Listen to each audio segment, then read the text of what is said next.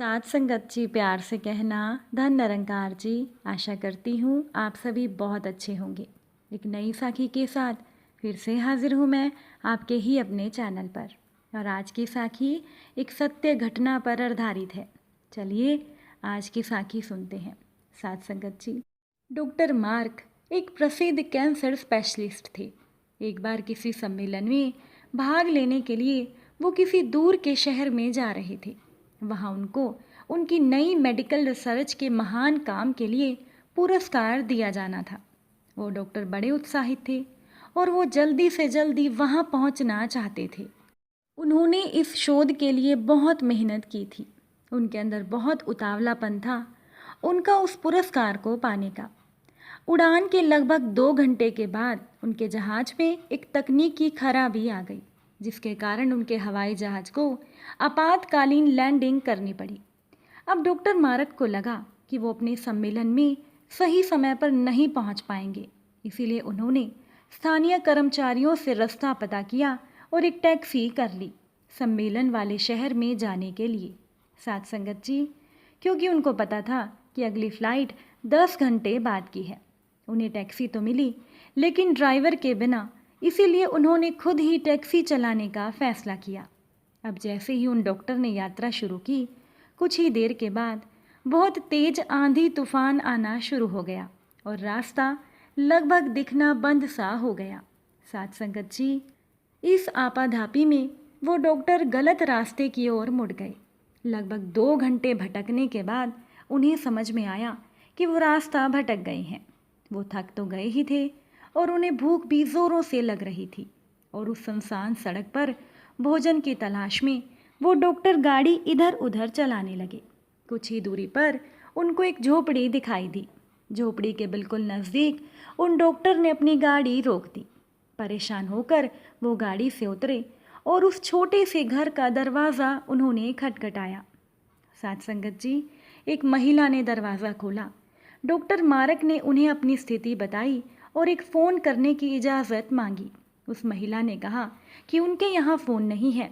फिर भी उस महिला ने डॉक्टर से कहा कि आप अंदर आ जाइए और चाय पी लीजिए। मौसम थोड़ा ठीक हो जाने पर आप आगे चले जाइएगा। साथ संगत जी, अब भूखे भीगे और थके हुए डॉक्टर ने तुरंत हामी भर दी। उस औरत ने उन्हें बिठाया, बड़े सम्मान के साथ चाय दी और कुछ खाने को दिया। साथ ही महिला ने कहा कि आइए, खाने से पहले भगवान से प्रार्थना करें और उनका धन्यवाद कर दें। अब वो डॉक्टर उस महिला की बात सुनकर मुस्कुरा दिए और कहने लगे कि मैं इन बातों पर विश्वास नहीं करता, क्योंकि मैं अपनी मेहनत पर विश्वास करता हूँ। इसीलिए आप ही अपने भगवान से प्रार्थना कर लें।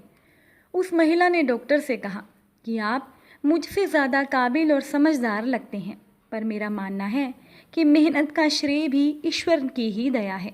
अब डॉक्टर को उस महिला की बातें बचकानी लगने लगी और वो महिला प्रार्थना में जुट गई। साथ संगत जी, अब टेबल पर से चाय की चुस्कियाँ लेते हुए वो डॉक्टर उस महिला को देखने लगे जो अपने छोटे से बच्चे के साथ प्रार्थना कर रही थी। उस महिला ने कई प्रकार की प्रार्थनाएं की। अब डॉक्टर मारक को लगा कि हो ना हो इस महिला को कुछ समस्या तो है। जैसे ही वो महिला अपने पूजा वाले स्थान से उठी तो डॉक्टर ने पूछा कि आपको भगवान से क्या चाहिए। डॉक्टर ने उस महिला से कहा कि क्या आपको लगता है कि भगवान आपकी प्रार्थनाएं सुनेंगे। उस महिला ने धीमे से उदासी भरी मुस्कुराहट बिखेरते हुए कहा कि ये मेरा लड़का है और इसको एक रोग है जिसका इलाज डॉक्टर मारक नाम के व्यक्ति के पास है, परंतु मेरे पास तो इतने पैसे ही नहीं हैं कि मैं उन तक उनके शहर में जा सकूं, क्योंकि वो दूर किसी शहर में रहते हैं। ये सच है कि भगवान ने अभी तक मेरी किसी प्रार्थना का जवाब नहीं दिया, लेकिन फिर भी मुझे भरोसा है कि भगवान एक ना एक दिन कोई रास्ता ज़रूर बना देंगे और ईश्वर मेरा भरोसा टूटने नहीं देंगे और भगवान अवश्य ही मेरे बच्चे का इलाज डॉक्टर मारक से करवा कर इसे स्वस्थ कर देंगे। साथ संगत जी, उस महिला की बातें सुनकर डॉक्टर मारक तो सन्न ही रह गए। वो तो कुछ पल बोल ही नहीं पाए। आंखों में आंसू लिए धीरे से बोले कि गॉड इज़ ग्रेट, भगवान महान है। और उन्हें सारा घटनाक्रम याद आने लगा कि कैसे उन्हें सम्मेलन में जाना था, कैसे उनके जहाज को इस अनजान शहर में आपातकालीन लैंडिंग करनी पड़ी, कैसे टैक्सी के लिए उन्हें ड्राइवर नहीं मिला और वो तूफान की वजह से रास्ता भटक गए और यहाँ आ गए। वो डॉक्टर समझ गए कि ये सब इसीलिए नहीं हुआ कि भगवान को केवल इस औरत की प्रार्थना का जवाब देना था, बल्कि इसीलिए हुआ है कि भगवान उन्हें भी एक मौका देना चाहते हैं कि वो भौतिक जीवन में धन कमाने, प्रतिष्ठा कमाने इत्यादि से ऊपर उठें और असहाय लोगों की सहायता करें।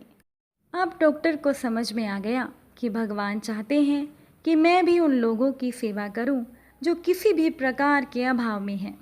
साथ संगत जी, ये सारी शक्ति है प्रार्थना की। प्रार्थना में अथाह शक्ति होती है।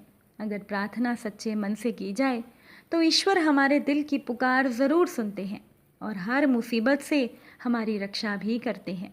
इसीलिए हमें ईश्वर से सच्चे मन से प्रार्थना करनी चाहिए। साथ संगत जी, उम्मीद है कि आज की साखी आपको अच्छी लगी होगी। अगर अच्छी लगी हो तो अपने विचार कमेंट द्वारा बताना मत भूलिएगा।